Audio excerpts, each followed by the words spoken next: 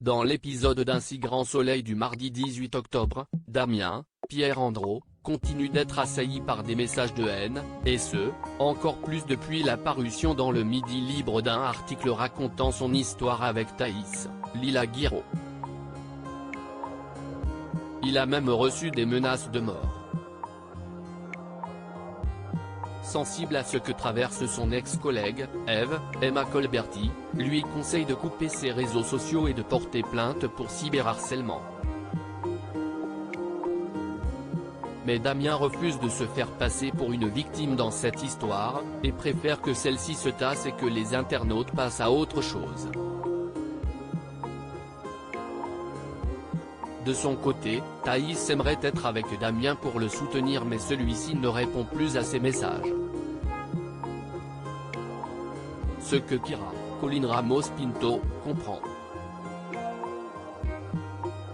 D'abord méfiante envers leur professeur de philosophie, elle ne veut désormais de ne pas avoir compris à quel point son amie était amoureuse.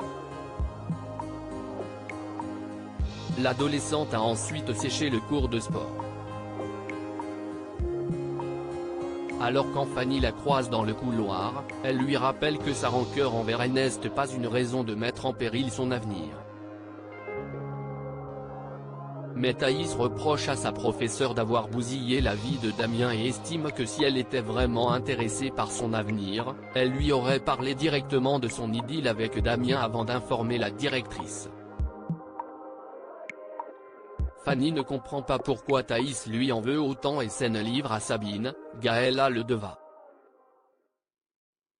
Elle est peinée par sa réaction, d'autant qu'elle apprécie vraiment la lycéenne. À tel point qu'elle commence à se demander si elle n'aurait pas mieux fait de se taire, mais Sabine lui assure du contraire.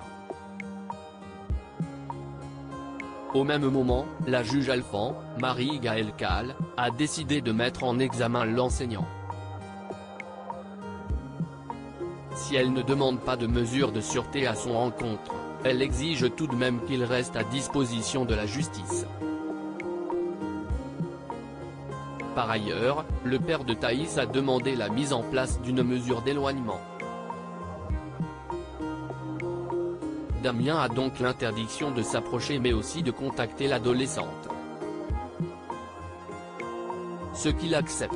Il répond toutefois pour la dernière fois à un appel de Thaïs pour lui faire ses adieux.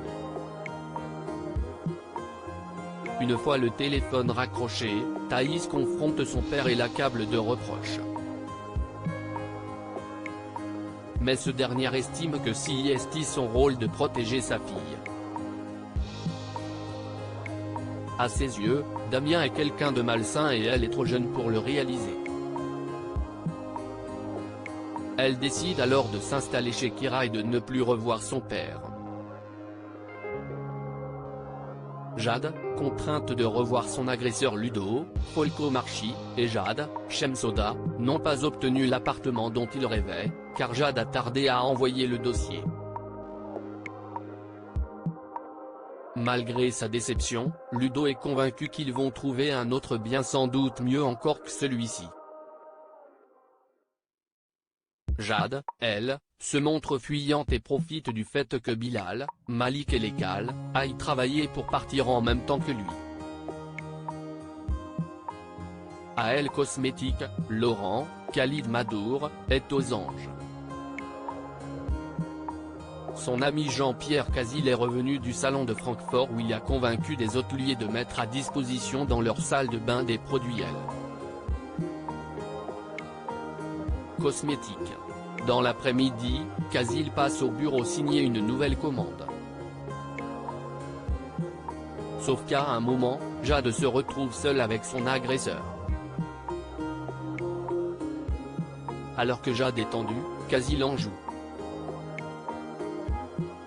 Toutefois, elle sous-entend qu'elle pourrait ébruiter leur altercation. Sauf que Jean-Pierre la menace, estimant qu'une petite employée qui allume un client serait mauvais genre. Peu après, Bilal la retrouve recroquevillée sous son bureau. Jade feint d'avoir mal au ventre mais se braque lorsque son ami lui conseille d'aller voir un médecin. Jade retrouve ensuite Julie, Sophie Stahl, qui l'incitait à raconter ce qu'elle a vécu à son patron ou à la police. Mais elle ne veut pas prendre le risque de tout perdre. Bilal, lui, a confié à Ludo l'état dans lequel il a retrouvé Jade au bureau, alors lorsque celle-ci rentre, son chéri se montre aux petits soins, avant de lui confier se faire du souci pour elle. Ludo cherche donc à savoir ce qu'elle cache mais Jade se braque à nouveau.